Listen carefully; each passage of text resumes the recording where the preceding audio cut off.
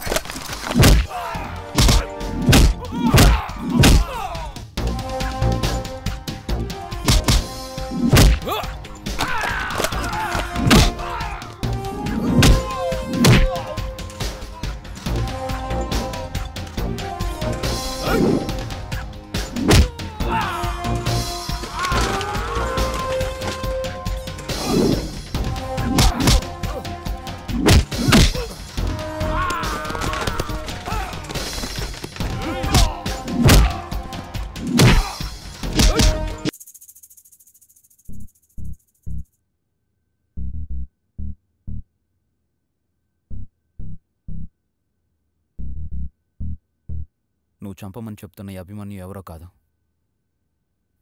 స్వయానా మా అన్నయ్య. అన్నయ్య ఏంటి? నాకేం అర్థం కావట్లేదు. ఇదంతా తెలియాలంటే ప్రస్తుతాన్ని వదిలేసి కొన్నేళ్లు వెనక్కి వెళ్ళాలి. మా అమ్మా నాన్న చనిపోయిన తర్వాత ప్రస్తుత సీఎం మా పెదనాన్నే మాకు అండగా నిలిచి మమ్మల్ని చదివించి ఇంత వాళ్ళని చేశారు.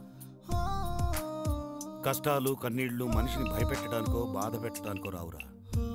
మనిషిని ఇంకా బలంగా మార్చడానికి, ఎలా బతకాలో నేర్పడానికి మాత్రమే వస్తాయి. అందరూ తల్లిదండ్రుల ఆస్తులు పంచుకుంటారు, కానీ మీరు మీ నాన్న ఆశయాల్ని పంచుకోవాలి. అంతేకాదు, వాటిని బతికించుకోవడానికి అనుక్షణం కృషి చేస్తూనే ఉండాలి. అర్జున్, అభి, నేను చేయబోయే ధర్మయుద్ధంలో నేను ఉపయోగించే ఆయుధాలు కావాలి. చెడుపై సమరం చేయడానికి కదిలే రథాన్ని ముందుండి నడిపే సారథులు కావాలి. ఒకరి యుద్ధం వెలుగు పంచడం కోసమైతే మరొకరి యుద్ధం చీకటిని ఛేదించటానికి జరగాలి.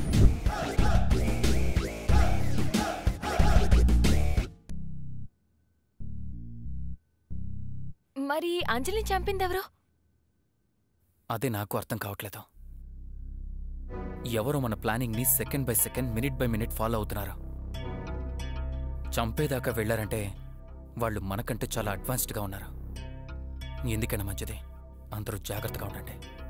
ఐఎమ్ సారీ, మీరేంటో తెలుసుకోకుండా అనవసరంగా ఎక్కువగా రియాక్ట్ అయ్యాను. It's okay. హలో హలో, ఇక ఆప్తారా? ఎప్పుడు గన్స్, ఫైట్స్, రౌడీలు, గూండాల గురించేనా డిస్కషన్? భోజనం చేద్దురు పదండి.